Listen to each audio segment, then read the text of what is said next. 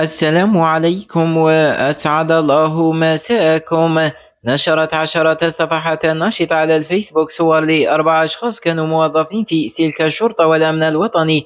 هؤلاء الشرطيون كانوا رفقة زملائهم بالزي الرسمي في حافلة متجهة لتأمين مباراة كرة القدم جنوب دولة المغرب، قبل أن تنقلب بهم الحافلة، حيث توفي هؤلاء الأربعة وأصيب البقية.